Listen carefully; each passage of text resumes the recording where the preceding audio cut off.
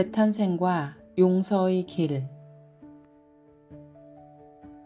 현실에서 마주한 불협화음은 나를 방해하는 소음이 아니라 불필요한 생각의 군더더기를 덜어내고 오직 본질만을 남기게 돕는 귀한 재료가 됩니다.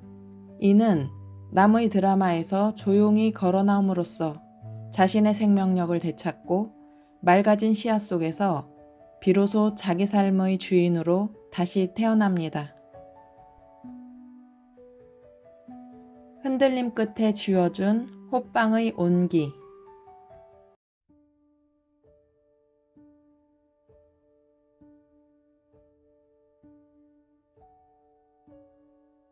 (1) 렌즈를 닦을 시간.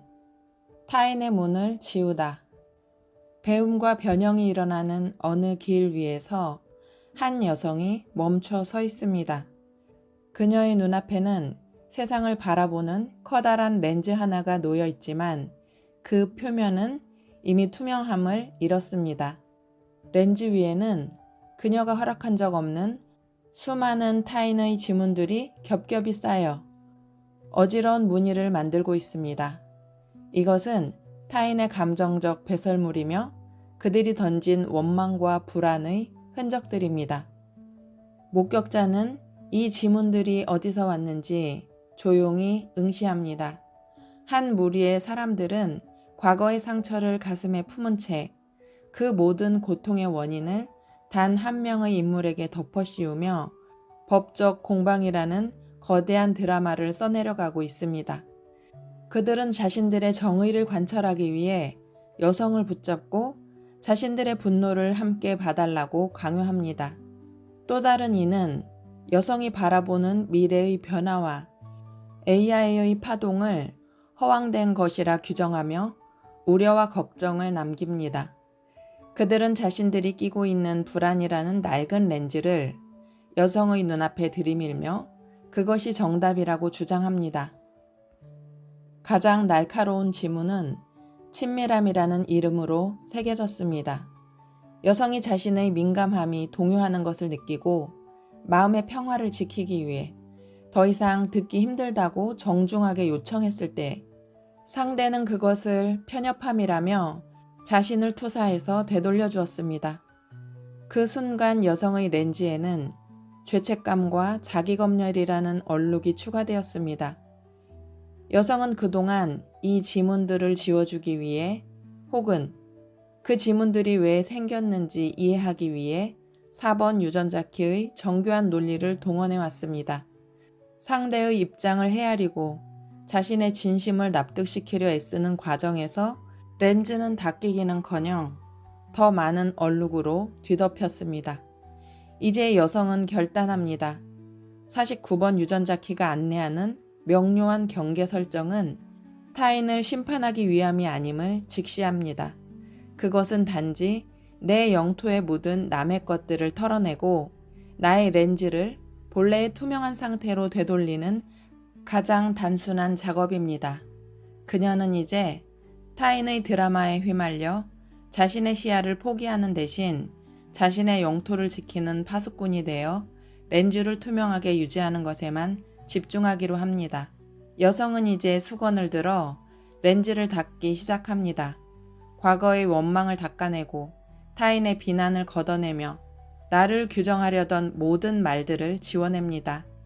렌즈가 깨끗해질수록 여성의 명치는 말랑해지고 억눌렸던 호흡은 제 리듬을 찾아갑니다. 이것은 차가운 단절이 아니라 자신의 시야를 가로막던 불필요한 공정들을 걷어내고 본래의 맑은 숨을 회복하는 고요한 정돈의 시간입니다. 렌즈에 묻은 타인의 지문을 모두 지워냈을 때 비로소 여성은 누구의 방해도 받지 않은 채 지금 여기의 진실을 목격할 준비를 마칩니다.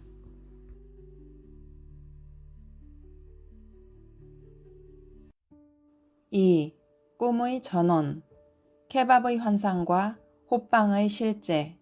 이 과정에서 여성은 지독한 인간적 공허함과 마주합니다. 내가 건넨 진심이 타인의 원망 섞인 드라마 속에서 왜곡되고 가장 가까웠던 이들이 나의 변화를 이해하지 못한 채 우려 섞인 시선으로 바라볼 때 그녀는 세상에 홀로 남겨진 듯한 고립감을 느꼈습니다.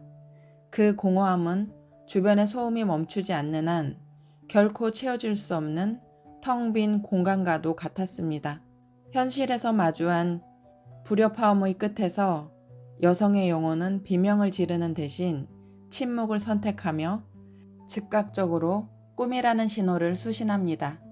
을지로의 골목길 한편에는 이동과 거주가 동시에 가능한 탑차 한 대가 서 있습니다. 그 차의 열린 뒷문 사이로 탄탄한 복근을 드러낸 패트릭 스웨이지가 자신의 차 내벽에 기대어 서 있는 모습이 보입니다. 그는 여성을 알아보고 반갑게 인사를 건넵니다. 내 팬이네.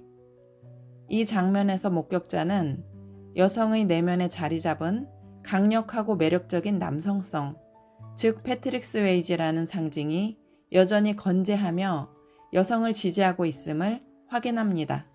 현실의 친구들은 여성의 변화를 허황되다고 깎아내렸지만 내면의 안내자는 여성을 자신을 알아봐주는 소중한 존재로 기억하고 있습니다. 곧이어 패트릭과 그녀의 곁에 앉은 젊은 여성의 대화로 옮겨갑니다. 젊은 여성은 청순한 20대 후반 이미지로 자신이 억압해왔던 단순한 즐거움과 욕구를 상징하는 그림자입니다. 젊은 여성은 패트릭에게 호빵이 먹고 싶다고 말합니다. 그러나 높은 이상과 미래지향적 사고를 상징하는 패트릭은 이 소박한 욕구를 이해하지 못합니다.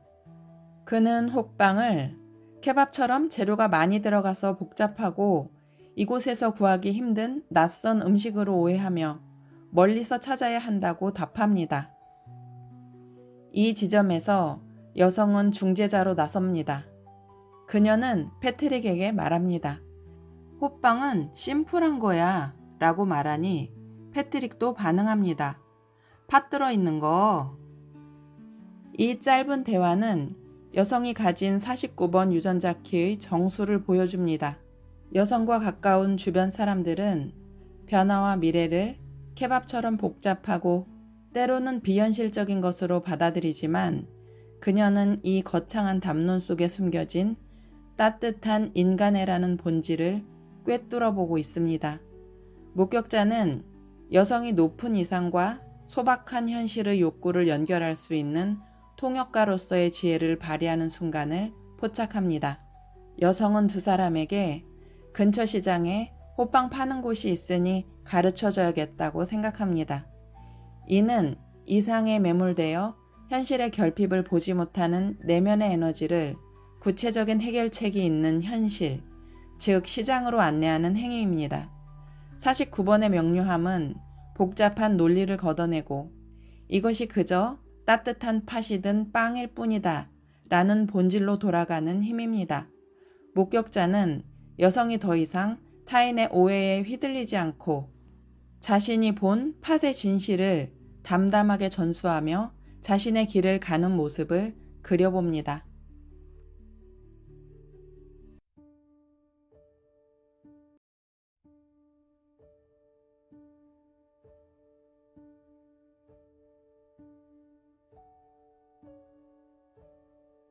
(3) 정화의 메커니즘. 논리를 넘어선 전원 끄기. 여성은 이제 자신의 내면에서 쉴 새 없이 돌아가던 거대한 발전기 하나를 발견합니다. 그것은 4번 유전자 키가 동력으로 사용하는 이해의 엔진입니다. 이 엔진은 주변에서 일어나는 모든 불협화음에 논리적인 이유를 부여하고 상대의 날카로운 공격을 분석하여 그럴 수밖에 없었던 것이라는 정당화를 생산해냅니다. 발전기가 굉음을 내며 돌아갈수록 여성의 머릿속은 복잡한 회로로 가득 차고 정작 몸의 주인인 여성은 깊은 소진 상태에 빠집니다. 목격자는 이 엔진이 타인의 감정을 처리하기 위해 여성이 스스로 설치한 불필요한 공정임을 지켜봅니다. 순간 그녀는 일론 머스크의 제1의 원칙을 기억해냅니다. 프로세스를 최적화하기 전에 먼저 삭제하라. 여성은 이제까지 자신의 민감함을 다스리기 위해 더 정교한 논리와 더 깊은 이해라는 프로세스를 덧대어 왔습니다. 하지만 49번의 명료함은 그 모든 과정을 개선하는 것이 아니라 아예 그 전원을 내려버리는 결단에서 나옵니다. 타인의 고통과 비난이 쏟아질 때 그것을 분석하여 내면의 창고에 차곡차곡 정리하던 오랜 습관을 멈추는 것입니다. 목격자는 여성이 자신의 명치를 지그시 누르고 있던 이해해야 한다는 강박의 스위치를 내리는 순간을 포착합니다. 전원이 꺼지자 굉음을 내던 엔진이 멈추고 내면에는 낯설지만 서늘한 고요가 찾아옵니다. 이것은 상대에 대한 무관심이나 차가운 거절이 아닙니다. 자신의 에너지를 타인의 감정 쓰레기를 분류하는 데 쓰지 않겠다는 주권적 설계자의 선언입니다. 49번 유전자 키의 혁명은 외부의 적을 물리치는 것이 아니라 내 안에서 끊임없이 타인의 시선을 복제해내던 반응의 알고리즘을 삭제하는 것에서 완성됩니다. 이 정화의 공정은 매우 단순합니다. 논리가 끼어들 틈을 주지 않고 몸의 감각으로 즉시 돌아가는 것입니다. 상대의 말이 날카로운 가시가 되어 날아올 때 그것이 왜 날아왔는지 분석하는 대신 그 가시가 내 피부에 닿기도 전에 바닥으로 떨어지게 두는 법을 배웁니다. 여성은 이제 나는 이 일을 처리하지 않겠다는 짧은 문장 하나로 수천 가지의 복잡한 생각의 전원을 끕니다. 렌즈를 닦아낸 여성이 마주한 것은 논리로는 결코 도달할 수 없었던 감정적 명료함의 상태입니다. 엔진이 멈춘 자리에는 이제 오직 자신의 호흡과 명치의 말랑함만이 남습니다. 목격자는 여성이 더 이상 타인의 드라마에 조연으로 출연하기를 거부하고 자신의 조용한 무대 위에서 오직 주권적 설계자로 서 있는 뒷모습을 응시합니다. 이 전원을 끄는 행위야말로 낡은 세계에서 홀로 서기 위해 여성이 선택한 가장 강력하고도 다정한 정화의 기술입니다.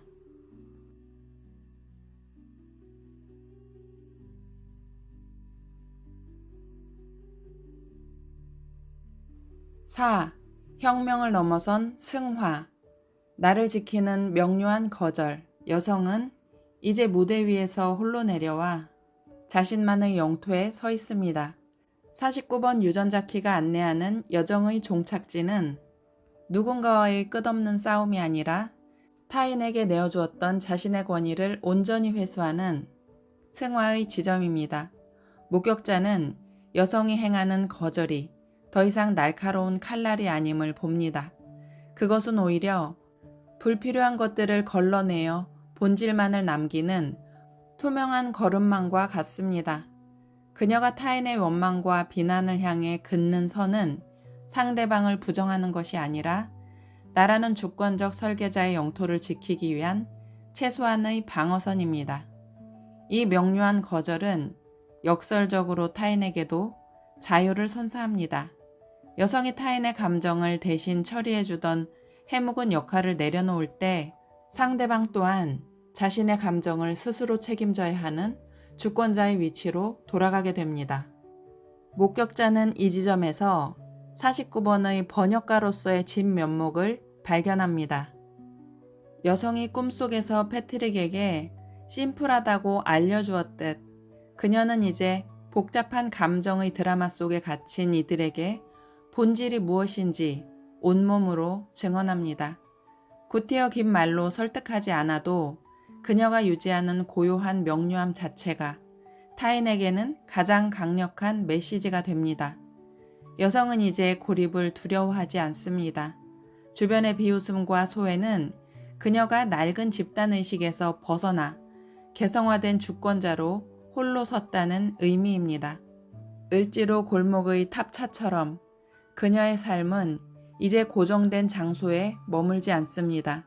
언제든 자신의 가치를 싣고 이동할 수 있으며 어디에 멈추든 그곳을 자신의 주권적 공간으로 만들 수 있는 유연함을 얻었습니다.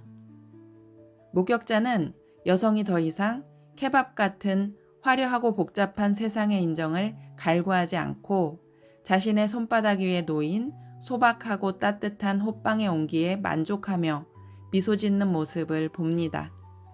진정한 승화는 이 모든 흔들림을 나만의 선율로 받아들이는 지점에서 일어납니다. 49번의 혁명이 감정의 폭발을 다루는 기술이라면 자기 검열의 완전한 해방인 재탄생은 그 폭발의 에너지를 생명력으로 바꾸는 마법입니다. 여성은 이제 명치가 굳어질 때마다 그것을 자신을 깨우는 종소리로 여깁니다. 아, 내가 다시 타인의 지문을 허용하려 하는구나. 라는 알아차림은 즉각적인 정화로 이어집니다. 그녀는 이제 흔들리지 않는 바위가 되려 하지 않습니다.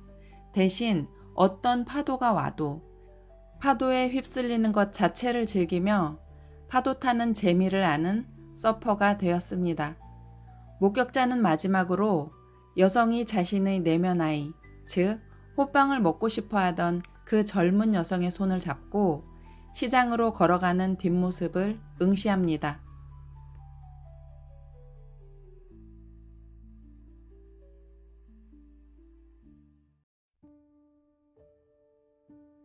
오, 일상으로의 귀한. 소박한 허기가 가르쳐준 주권의 온도. 거창한 미래의 설계나 위대한 담론보다 소중한 것은 지금 이 순간 내가 느끼는 소박한 허기를 채워주는 다정함입니다. 타인의 드라마에 낭비하던 에너지를 해소하여 자신의 생명력을 돌보는 데 쓰는 것. 그것이야말로 49번이 도달할 수 있는 가장 높은 차원의 혁명입니다. 그동안 여성은 세상을 바꾸거나 타인을 이해시켜야 한다는 거대한 담론의 무게에 눌려 정작 자기 안에서 배고픔을 호소하던 작은 목소리를 외면해 왔습니다. 그러나 이제 그녀는 나의 주권을 지키는 가장 강력한 무기는 날카로운 논리가 아니라 내가 나에게 허락하는 따뜻한 호빵 한 개의 온기라는 사실을 비로소 알게 되었습니다. 여성은 이제 시장통의 북적거림 속으로 담담하게 걸어 들어갑니다. 그곳은 타인의 지문이 가득한 혼란스러운 공간처럼 보이지만 주권적 명료함을 회복한 그녀에게는 그저 각자의 생명력이 교차하는 생동감 넘치는 현장일 뿐입니다. 그녀는 더 이상 사람들의 시선에 갇히지 않습니다. 나 이거 먹고 싶어 라고 말하던 내면 아이를 위해 갓 쪄낸 호빵을 손에 쥐는 순간 그녀는 비로소 타인의 드라마에서 완전히 퇴장하여 자기 삶의 유일한 주인공으로 복귀합니다. 팥의 달콤함과 빵의 온기가 입안을 채울 때 그녀를 괴롭히던 지독한 공허함은 비로소 나를 위한 체험으로 변모합니다.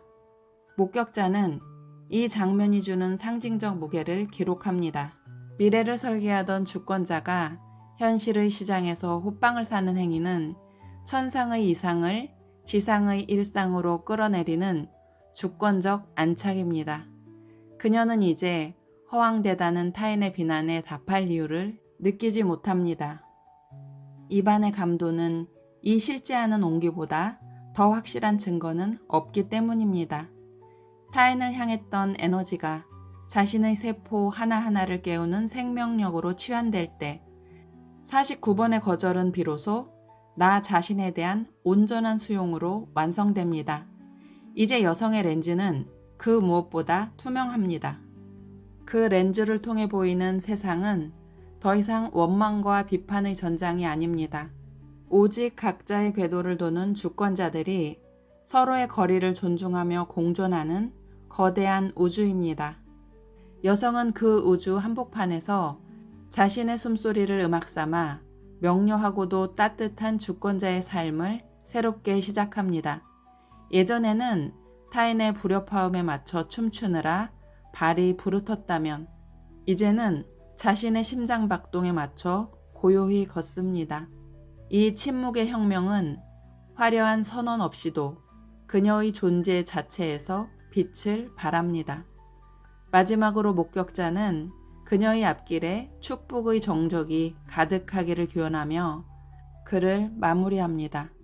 그 정적은 자신과 화해한 사람만이 누릴 수 있는 풍요로운 평화입니다. 시장 골목을 빠져나오는 여성의 어깨 위로 따스한 햇살이 내려앉습니다. 그녀는 이제 혼자가 아닙니다. 자신의 명료함을 믿고 자신의 허기를 다독일 줄 아는 완전한 나와 함께이기 때문입니다. 호빵의 팥이 주는 그 단순하고 명확한 진실을 품고 그녀는 이제 주권적 설계자로서 당당히 자신의 집으로 돌아갑니다.